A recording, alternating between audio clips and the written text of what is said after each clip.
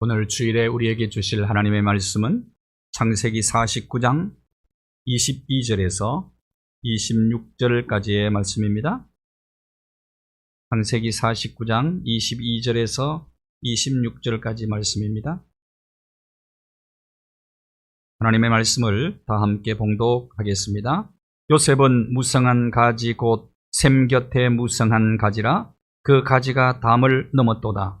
활 쏘는 자가 그를 학대하며 적개심을 가지고 그를 쏘았으나 요셉의 활은 도리어 굳세며 그의 팔은 힘이 있으니 이는 야곱의 전능자 이스라엘의 반석인 목자의 손을 힘입음이라. 내 아버지의 하나님께로 말미암나니 그가 너를 도우실 것이요 전능자로 말미암나니 그가 내게 복을 주실 것이라. 위로 하늘의 복과 아래로 깊은 샘의 복과 젖먹이는 복과 태의 복이로다. 내 아버지의 축복이 내 선조의 축복보다 나아서 영원한 산이 한없음 같이 이 축복이 요셉의 머리로 돌아오며 그 형제 중 뛰어난 자의 정수리로 돌아오리로다. 아멘. 사랑해요 주님, 찬양으로 하나님께 영광 올려드리겠습니다.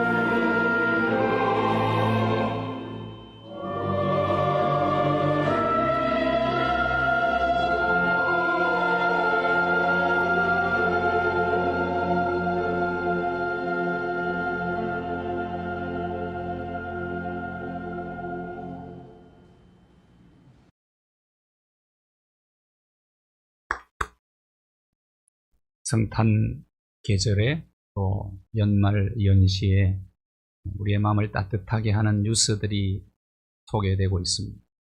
어제 뉴스에 나온 이야기입니다.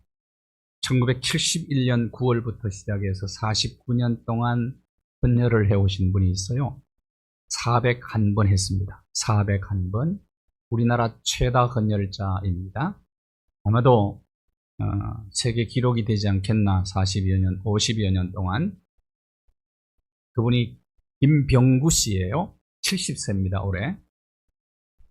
고등학교 때부터 헌혈을 시작을 했는데 그는 이렇게 이야기를 했어요. 헌혈하면 엔돌핀이 솟아난다. 그래서 만사를 제쳐놓고 헌혈을 한다. 헌혈을 하고 나면 굉장히 기분이 상쾌하다. 그래서 다음 헌혈 기회가 기다려진다. 기다려진다. 하나님이 주신 혈액이라는 생명을 내 담장을 넘어 흘려보내는 삶을 50여 년 동안 살아온 것입니다. 축복의 통로죠. 그러면서 그것이 기다려지고 그것이 너무너무 기쁘고 너무너무 상쾌하고 기초생활 수급자로 평생을 사신 어떤 분이 유언을 남깁니다. 아버지가 아들에게 봉투를 전해주면서 이 봉투를 나보다 더 가난한 사람을 위해서 써달라고 세상을 떠났어요. 아들이 아버지의 유언을 따라 봉투를 들고 동사무소를 찾아갔어요. 그 봉투 안에는 100만 원이 들어 있었습니다. 가진 것이 없어도 남에게 도움을 받아도 나보다 더 가난한 사람, 나보다 어려운 사람을 생각하는 이 의식과 가치관과 그 마음을 하나님께서 기쁘게 받으신 줄로 믿습니다. 이 정신, 이 의식을 가진 사람들이 있기 때문에 세상은 희망이 있는 겁니다. 하나님이 주신 모든 것, 지금 내게 주신 것, 은사와 달란트와 자원과 시간과 물질과 힘과 재능과 지식과 이 모든 것들은 이웃을 섬기라고 나만 사용하라고 준 것이 아니고 이것이 담을 넘어서 다른 사람에게 선한 영향력을 행사하라고 주신 것이죠. 알렉산더 대왕이 병세가 날이 갈수록 심해지던 어느 날이었습니다. 신하들을 불러놓고 유언을 합니다. 내가 죽으면은 관을 만들 때 관 양쪽에다 구멍을 뚫고 장례식을 치를 때 양손을 늘어뜨리고 장례식을 치러달라. 신하들이 너무너무 당황했습니다. 세상을 손에 쥐고 있었던 부와 명예와 권력과 지위를 더 이상 점령할 땅이 없다고 탄식했던 알렉산더 대왕이 유언에 걸맞지 않다 생각을 한 겁니다. 그는 이렇게 얘기합니다. 이 장례식을 보면서 천하를 손에 쥐고 있던 알렉산더도 빈손으로 간다는 것을 전하고 싶을 뿐이었다. 중국의 문학자 노신이라는 사람이 유언을 남깁니다. 첫째, 장례식을 위해서 조의금을 단 한 푼도 받지 말아라. 내가 죽으면 빨리 관에 넣어서 치워버리라. 그리고 비석을 세우지 말아라. 빨리 나를 잊어버리고 생활에 충실해라. 이런 유언을 남겼습니다. 위대한 사상가죠. 장로교의 창시자 잔 칼빈 목사님은 유언을 거의 노신하고 비슷한 유언을 남깁니다. 내가 죽으면 아무런 흔적도 남기지 말아라는 유언을 하게 되죠.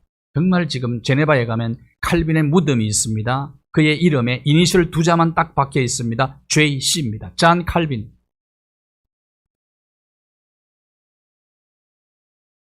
현대그룹 명예회장이었던 정주영 씨가 주위에 부축 없이는 걷기 힘들 정도로 건강이 악화되었을 때 84세 때 1999년 10월 1일 평양을 방문하게 됩니다. 김정일 국방위원장을 만나게 되죠.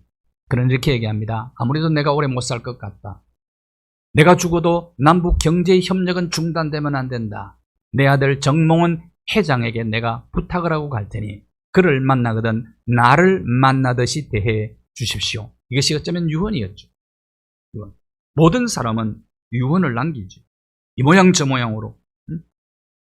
죽음이 임박해서 마지막으로 남기는 말이 유언 아닙니까?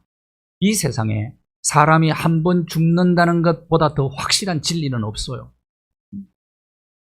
그런데 그 죽는 날짜와 시간은 어느 누구도 알 수 없습니다. 그것은 하나님의 소관입니다. 대부분의 사람들이 유언을 남깁니다. 유언장을 남깁니다. 지금 유언장을 미리 쓰는 사람들이 점점 늘어나가고 있어요. 일찍이 써놓는 거죠. 계속 수정 보완하면서 잘하는 일이라고 생각이 되어죠. 정신이 오락가락할 때 유언장을 쓰는 것보다는 정신이 맑을 때, 건강할 때 미리 쓰는 것이 좋죠. 자녀손들에게 가장 하고 싶은 말, 자녀손들의 삶에 가장 유익이 되는 말, 평생 부모가 살면서, 할머니, 할아버지가 살면서 터득한 삶의 비밀과 지혜들을 기록으로 남겨놓는다면 우리 후손들에게 큰 유익이 될 것입니다. 유언, 귀한 메시지죠. 창세기 49장은 야곱의 유언입니다. 창세기라는 책 제목이 천지 창조를 기록한 책으로 제목을 만들었는데 천지 창조 기사는 매우 짧아요. 그런데 가정 이야기가 계속 이어집니다. 가정 이야기예요. 아브라함의 가정, 이삭의 가정, 야곱의 가정 이야기. 야곱이 마지막에 유언을 남깁니다. 130세 때 요셉 때문에 애굽으로 이민을 가죠. 17년 동안 살게 됩니다. 애굽에서. 28절을 보시면 창세기 47장 28절을 보시면 17년 동안 사니까 147세 때 생을 마감하게 됩니다. 야곱은. 그러나 자녀들을 모아놓고 12명의 아들을 모아놓고 그는 유언을 남깁니다. 그 유언의 내용이 뭐냐면 내가 죽으면 애굽 땅에 장사를 지내지 말고 저 약속의 땅 가나안 땅에 나를 장사해달라라는 유언입니다. 그리고 자녀들에게 축복을 해요. 자손들 12명의 아들들을 다 축복합니다. 그것이 유언이 되었죠. 그런데 매우 특이한 유언이 있어요. 야곱의 그 유언 중에는 야곱의 맏아들이 르우벤이거든요.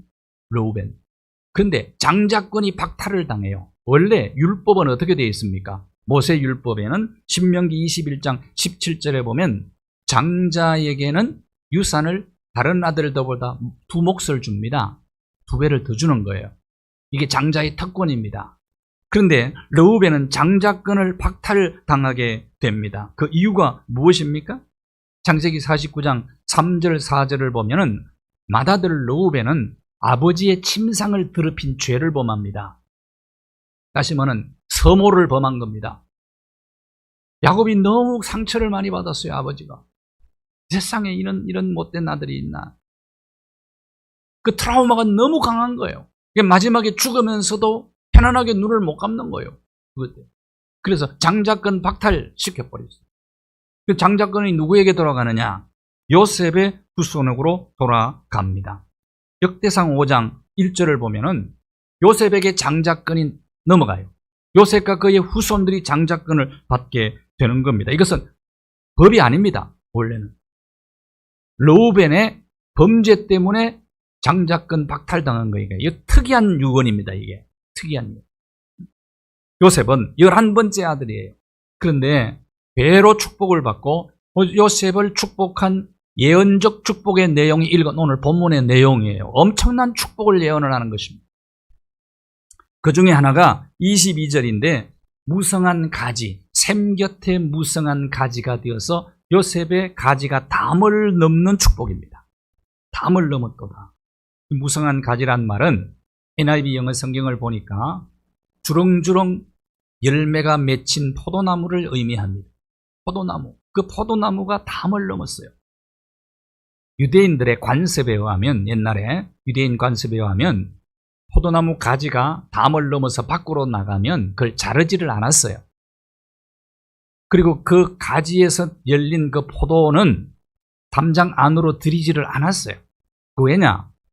지나가는 나그네들이 그걸 먹고 힘을 얻게 하려고.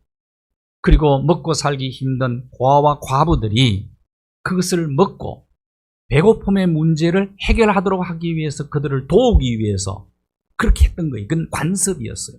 관습. 요셉의 가지가 담을 넘었다. 이 말은 요셉을 통해서 많은 사람들이 혜택을 얻었다는 얘기입니다. 그런 삶을 살게 될 것이라는 축복의 말씀입니다. 자, 그러면 요셉이 받은 그 복을 가지고 요셉은 어떤 영향력을 끼치며 살았느냐? 오늘 크리스찬들이 세상에 살면서 어떤 선한 영향력을 끼치며 살아야 될 것인가를 우리에게 메시지로 던져주고 있는 겁니다. 첫째, 가족 살렸어. 그 축복을 가지고 가족을 살립니다. 요셉의 가족이 70명이 그러니까 가난의 문제, 배고픔의 문제를 해결하기 위해서 애굽으로 이민 가잖아요. 70여 명이 갑니다. 약간 어떤 때는 75명이라 그러고 어떤 70여 명이 내려가요. 요셉 때문에 삽니다. 바로 왕에게 요청을 해서 애굽에서 가장 살기 좋은 곡창지대인 고센 땅에서 살게 되는 거예요. 누구 때문에? 요셉 때문에 그렇게 되는 거예요. 요셉은 국무총리 자리에 올랐어요. 30살에. 인신매매범들에게 팔려서 종으로 들어가서 종살이하고 누명 쓰고 감옥 들어갔다가 30살에 성공합니다. 성공의 꿀을 먹으면서 얼마든지 호화호식하면서 그 자기를 팔아버린 형들 아예 눈에 안 보니까 좋아. 그렇게 살 수 있죠? 그러나 외면하지 않습니다. 그 형들을 잘 보살핍니다. 그리고 7년 대, 6년 때 그는 이 생명운동, 살리는 운동을 계속해서 전개해 나가는 겁니다. 가족 공동체를 제일 먼저 살렸어요. 가족 공동체. 창세기는 가정 이야기라니까요. 가정 이야기. 진앙의 계대를 어떻게 이어내려가느냐는 스토리입니다, 이게. 우리의 샘 곁에 무성한 가지가 되어서 제일 먼저 가족 공동체를 살려야 된다는 거예요. 노아 때문에 노아 8 식구가 살았잖아요. 여리고성이 무너질 때 기생나합 때문에 여리고성의 기생나합이 이스라엘의 정탐꾼 2명 숨겨두었어요. 그 성이 무너질 때에 그의 가족과 라합의 가족과 친지들, 친척들까지도 다 살았어요. 누구 때문에? 라합 때문에. 믿음으로 살아가는 그 한 사람이 가족 공동체를 살리는 거예요. 이 사명을 제일 먼저 감당을 해야 합니다.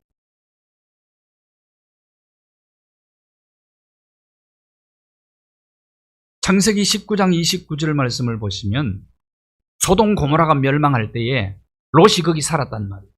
롯이 눈에 보기에 좋은 대로 선택한 땅 아닙니까? 자기가 선택해서 간 땅이에요.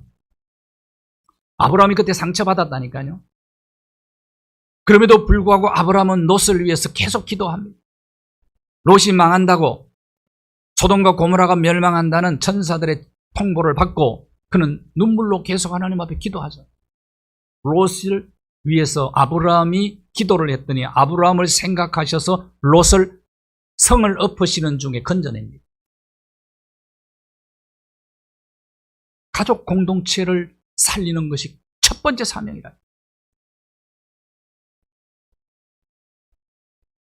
성경에 믿음으로 사는 한 사람이 가족 전체를 살린 이야기가 많이 수록이 되어 있어요. 빌립보 감옥에서 사도 바울이 주 예수를 믿으라 그리하면 너와 네 집이 구원을 받으리라 그렇게 말합니다. 어떤 가정에 엄마와 함께 사는 초등학교 3학년과 초등학교 1학년 아이가 있었습니다. 아빠는 교통사고로 세상을 떠났어요. 그런데 가해자가 돼버렸어요. 아빠가 떠나고 난 다음에 가해자가 되니까 모든 걸 다 변상을 해야 돼요. 그러니까 알거지가 되어서 길거리로 내몰린 겁니다. 엄마와 2 아들이. 남의 집에 흙간을 조금 빌렸어요. 빌려서 거기서 가만히 깔고 백열등 하나 켜고 책상 겸 밥상 해서 사과박스 하나 놓고 옷 몇 벌, 이불 가지고 이렇게 3 식구가 사는 거예요. 엄마는 아침 6시에 일어나서 빌딩 청소로 나가요. 점심 때 학교 급식 나가요. 저녁에는 식당 가서 디시 닦아요. 접시 닦아요. 너무너무 힘들고 고달픈 미래가 안 보여요. 그런데 최선을 다해서 삽니다. 어느 날 집에서 나가면서 아들 영호가, 그래도 다행스러운 것은 너무너무 말을 잘 들어요. 3학년 아들 영호가 메모를 남깁니다. 영호야, 내가 냄비에다가 콩 앉혀놓고 가니까 불 지펴서 콩이 물렁물렁해지거든. 간장 부어서 저녁 반찬으로 밥 먹으라. 메모를 한. 그날도 온종일 일하고 지친 몸으로 터덜 신세 타령하면서 들어오다가 에라 모르겠다. 오늘 밤 전혀 미래가 보이지 않는 내 인생 암담하기만 한데 오늘 죽어버리자. 그리고 수면제 사가지고 잔뜩 사가지고 들어와서 보니까 아들이 늦게 들어오니까 가만히 위에서 이불 덮고 두 아들이 나란히 누워서 잠을 자고 있어. 근데 아들의 편지가 눈에 들어와요. 영호가 쓴 편지예요. 응? 영호의 편지입니다. 응? 엄마, 응? 오늘 엄마가 말해준 대로 콩이 물렁물렁해질 때 간장을 부어서 콩자반 만들어 동생에게 주었는데 동생이 짜다고 투덜거려서 한 대 때렸더니 동생이 울다가 잤어요. 엄마 내일 아침 일찍 저를 깨워서 콩자반을 어떻게 만드는지 다 가르쳐주고 출근하세요. 엄마 사랑해요. 엄마 건강하셔야 돼요. 엄마 우리 때문에 고생이 많으시죠. 그 편지를 보는 엄마가 콧물과 눈물이 뒤범벅이 되어서 영호가 만든 콩자반을 먹으면서 다짐하고 다짐합니다. 이 두 아이들 내가 이제 키워야 되겠다. 나 죽으면 누가 키우겠나? 이 불쌍한 사랑하는 두 아들. 다짐하고 다짐했어요. 아들의 편지가 엄마를 살린 거죠.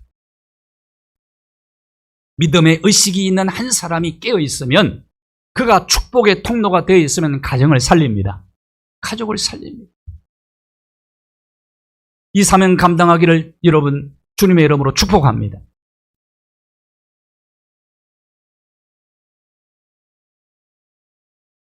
그 다음에 요셉은 가정 공동체를 살렸을 뿐만 아니라 사회 공동체를 살렸어요. 사회 공동체. 요셉의 가지는 가정이라는 담 안에 갇혀있지 않았습니다. 가정의 담을 넘어섭니다. 요셉이 인신매매에 팔려서 바로왕의 경호실장인 보디발의 집에 종으로 들어가요. 그런데 얼마나 요셉이 열심히 일을 했으면, 성실했으면, 정직했으면, 믿음으로 살았으면 보디발이 감동을 받잖아요. 창세기 39장 5절을 보십시오. 보디발 경호실장이 자기 집, 소유물 전부 요셉에게 다 맡깁니다. 근데 중요한 성경의 단어가 있어요. 그때부터 중요한 단어입니다. 그 시점부터 하나님이 요셉을 위하여 보디발의 집에 복을 줘요. 보디발의 집과 밭과 모든 소유물에 복을 주었어요. 그때부터만. 요셉은 그 사회를 살리는 사람. 그러다가 그렇게 신임을 얻어서 열심히 잘 하는데 보디발의 아내가 요셉을 유혹해가지고 누명 쓰고 감옥 들어가잖아요. 근데 감옥에 들어갔는데도 그는 선한 영향력을 감옥에서 끼치는 겁니다. 20절, 39장 20절에서 23절에 보면 감옥에 들어갔는데 거기서도 역시 인정을 받아요. 성실하게 예의 바르게 최선을 다합니다. 친절합니다. 그랬더니 교도소장이 감동을 받아가지고 감옥의 전체를 다 맡겨버립니다. 죄수들까지도 맡겨버려요. 근데 중요한 단어가 있습니다. 21절입니다. 21절 꼭 기억을 하십시오. 21절 같이 한번 읽을까요? 21절만 시작. 여호와께서 요셉과 함께 하시고 그에게 인자를 더하사 간수장에게 은혜를 받게 하시며. 하나님이 감옥에 들어간 요셉과 함께 하시고 뭘 더하셨다고요? 인자, 중요한 단어예요. 헤세드라는 단어. 깊은 하나님의 사랑을 더해 주신 거예요. 그랬더니 교도소장에게 은혜를 입는 거예요. 중요한 원리가 있습니다. 축복의 원리입니다. 하나님의 은혜입니다. 먼저는 형통과 성공의 비결은 하나님의 은혜예요. 하나님의 은혜, 하나님이 함께 해주시는 임마누엘의 은혜, 그 다음에 하나님이 인자를 더해 주셔야 돼요. 그래서 여러분 자녀 손들을 위해서 이런 기도는 꼭 필요합니다. 하나님 함께 해주십시오. 아무개와 함께 해주십시오. 아무개에게 인자를 더해 주십시오. 그래야 사람에게도 은혜를 입어요. 그래야 형통할 수 있어요. 성공할 수가 있어요. 여호와께서 요셉과 함께 하심으로 범사에 형통하게 되었더라. 감옥에서도. 다시 말하면 자기가 사는 사회를 살렸다. 사회. 보디발의 집도 살리고 감옥도 살리는 거예요. 옛날에 임숙재라는 믿음 좋은 아가씨가 있었어요. 17살 때 결혼을 했어요. 그런데 2년 후에 19살 때 남편과 사별을 합니다. 저 시골에서 말이 얼마나 많습니까, 동네. 왜 옛날에는 그랬는지 모르겠어요. 남편이 세상을 떠나면 위로를 해야 되고 눈물을 닦아줘야 되는데 남편을 잡아먹었다고 그래요. 여성들을 그렇게 인권을 유리하고 막 짓밟은 거예요. 아이고 꽃도 못 피우고 꽃망울이로 떨어졌네. 뭐 이런 비난의 소리를 못 견뎌서 그냥 무작정 상경을 해요. 상경을 해서 할 일이 없어. 가정부로 들어간 겁니다. 가정부로 들어가서 주인에게 간절히 요청을 해요. 주일날은 교회 가고 평일날은 학교 다니고 남은 모든 시간은 목숨 걸고 충성하겠습니다 했더니 주인이 도대체 이런 이상한 여자가 있다. 특별한 여자다. 그렇게 생각. 보통 사람은 아니다. 허락을 합니다. 그래서 열심히 공부를 하면서 가정부를 열심히 해요. 또 주일날은 성수주일하고 교회 봉사하고 이렇게 하면서 하는데 학교도 열심히 다녀서 이화여고를 1등으로 졸업을 하죠. 일본으로 유학을 가요. 유학 갔다 와가지고 조선총독부 장학사로 근무를 하다가 그가 학교를 세우게 됩니다. 그가 8.15 해방이 되자마자 학교를 세웠어요. 그 학교가 숙명여대입니다. 김한란이라는 여학생이 이화여고 졸업반에 마지막 채플 시간에 목사님이 설교를 해요. 어느 목사님이 설교를 하는데 십자가에 대한 설교를 하는데 막 가슴이 뜨거워지는 거예요. 성령 체험을 한 거예요. 그날 밤에 막 밤새워 감사하며 기도하며 울부짖어 기도하는데 음성이 들려옵니다. 음성이. 이 소리가 네 귀에 들리지 않느냐? 이 소리가 네 귀에 들리지 않느냐? 가만히 귀를 기울여 보니까 여인들의 울음소리가 들리는 거예요. 여인들의 울음소리. 그 여인들의 울음소리가 초상집에서 우는 울음소리보다 더 처절한 울음소리가 한국 여성들의 울음소리가 들려온 겁니다. 그때 또 음성이 들려왔어요.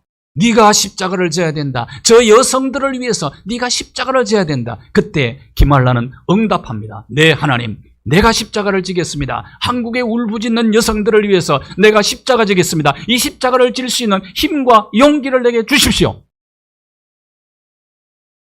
그리고 세운 학교가 이화여대입니다. 임숙재와 김한란의 무성한 가지가 자기 집안에만 머물지 않았습니다. 수많은 한국 여성들을 살렸죠.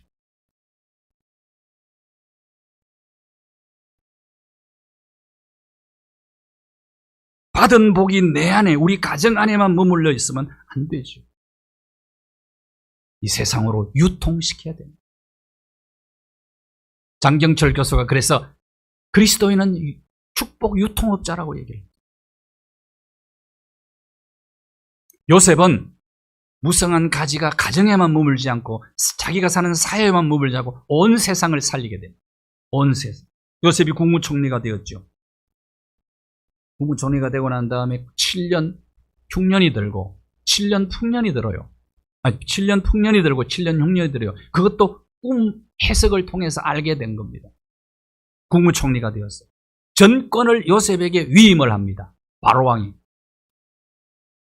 그래서 불황 때 경제 공황을 만난 7년 동안에 요셉의 경제 정책이 세상을 살려버려요. 7년 흉년이 들었어요. 농경사회에서. 여러분 3년만 흉년 들면 처절해집니다. 농경사회에서는 3년만 농사를 못 지어보세요. 겨우 한 해 농사 지어서 한 해 양식에서 먹고 사는 시대 아닙니까? 그것도 부족해요. 여름 되면 쌀이 다 떨어지잖아요. 우리 춘궁기를 지났잖아요. 보릿고개 지났잖아요. 여름에 쌀밥 먹었습니까? 맨날 할아버지 밥그릇만 쳐다봤다니까 저도. 할아버지 밤에만 쌀밥을 드려요. 할아버지가 안 남겨주면 못 먹어. 한 숟갈이라도 남겨주면 쌀밥을 먹고요. 그런 시대가 3년 흉년 들면 굶어 죽어요. 7년 흉년은 대재난입니다. 환난입니다. 그때 요셉이 세상을 살립니다. 41장 55절에서 57절까지 말씀을 보십시오. 온 애굽 땅뿐만 아니라 근동 지방의 모든 나라가 흉년이 들었어요. 기근 때문에. 그러니까 백성들이 아우성칠 것 아닙니까? 바로왕을 찾아가서 데모를 한 거죠. 먹을 것 달라고. 그때 바로왕이 유명한 얘기를 합니다. 요셉에게 가거라. 요셉이 시키는 대로 해라. 그렇게 얘기합니다. 요셉이 시키는 대로 해라. 그래서 요셉이 쓴 경제 정책이 세상을 살리게 되는 겁니다. 7년 풍년이 될 때 요셉은 어떤 경제 정책을 썼습니까? 애굽의 모든 지역에 곡간을 지어요. 곡식 창고를 지어서 곡식 창고를 저장을 합니다. 왜? 7년 흉년을 대비하기 위해. 그래서 흉년이 들었을 때 요셉이 그 곡간을 열어요. 그러면서 공정하게 모든 사람이 아주 싼 값에 가난한 사람도 양식을 사서 먹을 수 있도록 공짜로 안 주고 돈을 바꿔줬어. 이게 요셉의 경제 정책입니다. 저는 오늘 지금 우리나라가, 오늘 세계 모든 나라가 요셉의 경제 정책을 벤치마킹 해야 된다고 생각을 해요. 이게 사는 길이에요.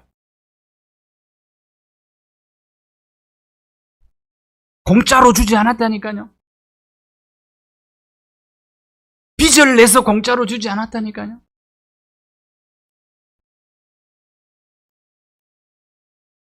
요즘 모든 당의 주자들이, 특히 거대 양당의 주자들이 주장하는 게 뭡니까? 대통령 되면 어떤 후보는 50조를 풀겠다고 그랬어요. 그랬더니 또 반대당 후보는 더블을 불렀어요. 더블 불러가지고 100조를 풀어야 된다 그래요. 그래서 제가 그랬어요. 한 통속이구만. 나라 빚이 지금 감당하지 못할 만큼 나라 빚이 지금 우리 감당을, 이제는 굉장히 어려운 환경과 어려운 여건과 삶의 조건 속에서 다음 세대가 살아야 돼요. 여러분, 다음 세대를 생각하시라고요. 그리스가 세계로 최고로 잘 사는 나라였었어요. 포퓰리즘 때문에 그리스는 가난한 나라가 되어버렸어요. 너무너무 힘든 거예요, 그리스가. 베네수엘라 또 대표적인 나라 아닙니까? 역사의 교훈을 외면하면 나중에 큰 화를 당합니다. 빚이라는 것은 감당하지 못할 수준까지 가면은 그건 망하는 거예요. 요셉의 경제 정책을 벤치마킹 해야 됩니다. 오늘 모든 대통령 후보들에게 저는 묻고 싶습니다. 당신들의 국정 철학이 뭐냐고 묻고 싶어요. 정말 국정 철학을 내놓아라.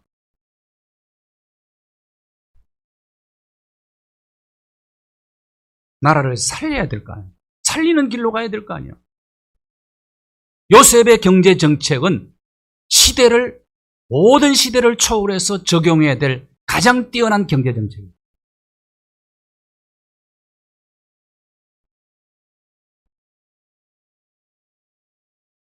그 영향력은 대단했잖아요.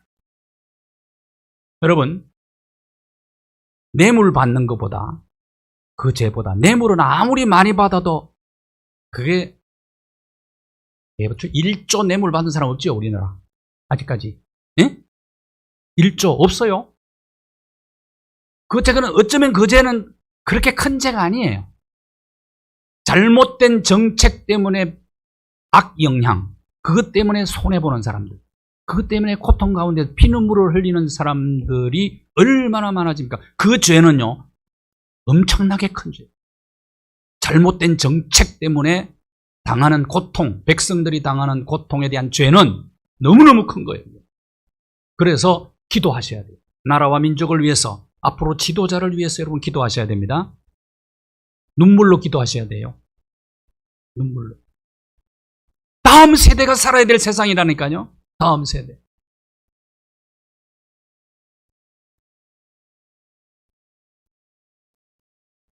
지금으로부터 약 170년 전에 스코틀랜드에서 칠콕이라는 곳에서 전도 집회를 일주일 동안 했는데 사람들이 안 모여요. 안 모여가지고. 근데 또 결신자도 안 생겨. 그러니까 뭐 집회가 얼마나 맥이 빠졌겠어요. 근데 마지막 헌금 시간에 헌금 바구니가 도는데 한 소년이 나는 돈이 없어 헌금을 못 드립니다. 그 대신에 내 몸을 하나님께 드리겠습니다. 하나님 나 몸을 써주십시오. 내 몸을 써주세요. 그 사람이 나중에 아프리카의 선봉자 리빙스톤 선교사. 리빙스톤의 무성한 가지는 스코틀랜드에 갇혀있지 않았습니다. 스코틀랜드를 넘어서 영국 전체로, 유럽 전체로, 아프리카 전체로 퍼져나갑니다. 이게 선한 영광. 요셉의 선한 정책이 온 세상을 살렸다.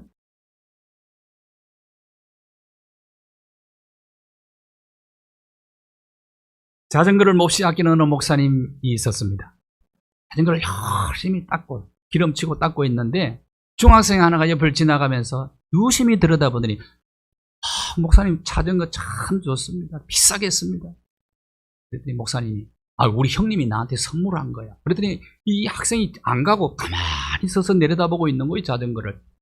그래서 목사님 생각에 이 아이가 아무래도 나도 이런 형님이 있어서 나 자전거 이거 하나 사주면 좋겠다 그 생각을 하고 있을 줄 알았는데 아이가 말을 하는데 깜짝 놀랐어요.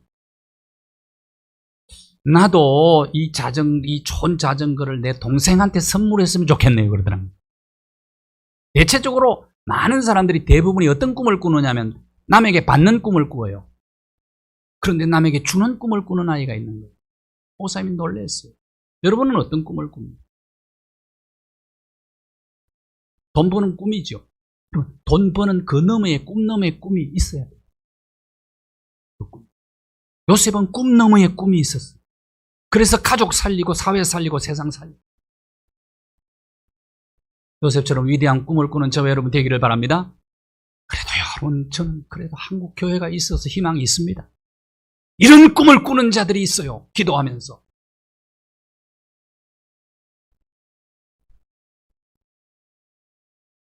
베세다 벌판에서 보리떡 5개 물고기 2마리로 5,000명을 배불리 메고 12방줄이 남았어요. 김동호 목사님이 오래전에 이 본문을 가지고 설교하면서 이런 말씀을 하시더라고요. 어떤 사람은 5,000명분을 혼자 다 먹어치우는 사람이 있고 어떤 사람은 5,000명을 먹여 살리는 사람이 있고 나는 어떤 사람인가? 임숙재 총장처럼 김환란 총장처럼 요셉처럼 리빙스턴처럼 여러분이 복의 근원이 되어서 가족을 살리고 사회를 살리고 세상을 살리는 거룩한 사명을 감당하시게 되기를 주님의 이름으로 축복합니다. 하나님 감사합니다. 우리를 부르시고 구원하시고 우리를 세우신 목적이 있습니다. 목적에 잃지 않은 삶을 살게 하옵소서. 요셉처럼 꿈 넘어 꿈을 꾸면서 하나님이 우리와 함께 하시고 인자를 더하심으로 모든 사람들에게도 은총을 입어 주의 백성들, 주의 자녀들, 특별히 다음 세대들이 요셉처럼 하나님의 장중에 붙들려 가정을 살리고 사회를 살리고 세상을 살리는 축복의 통로들이 다 되게 하여 주시옵소서. 예수 그리스도 거룩하신 이름으로 기도하옵나이다. 아멘.